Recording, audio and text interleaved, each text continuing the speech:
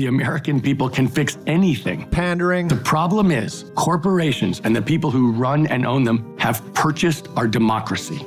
Well, if that's the case, the economy is doing great right now. I'm liking these corporations. Here's the difference between me and the other candidates. The difference between you and the other candidates is you're a billionaire and your constituents, the party that you joined, hates billionaires.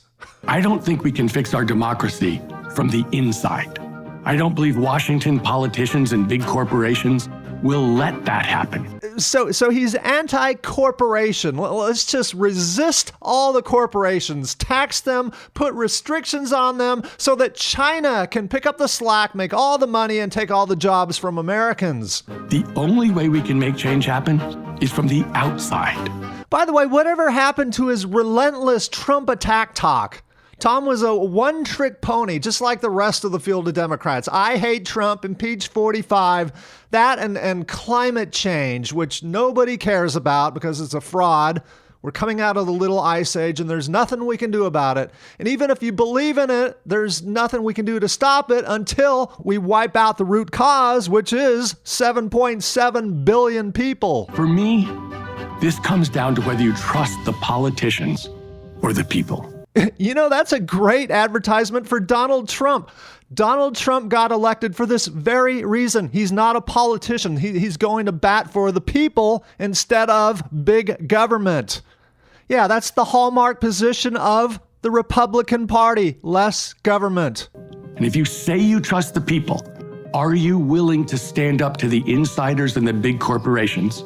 Yeah, that's what we did in 2016. We stood up to the insiders and the big corporations by voting for Donald Trump, who did not have the benefit of having the media on his side like Hillary Clinton did. She had twice as much money for her campaign from all her donors. And give the people the tools they need to fix our democracy. A national referendum? National referendum. So he wants tyranny of the majority. He wants blue states to start dictating laws for the entire country. Let's turn the entire country into California. Term limits? Eliminating corporate money in politics? The problem isn't corporate money in politics. The problem is corrupt politicians in politics who take the money. Making it easy to vote. Easy to vote. Is this a rampant problem? Because I've never heard of this. If you can put a stamp on an envelope, you can vote. I trust the people.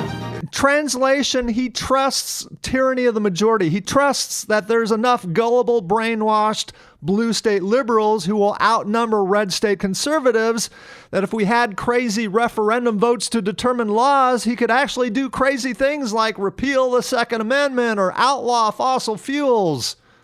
That's called letting New York and California run the entire country. No thanks. And as president, I will give you tools we need to fix our democracy.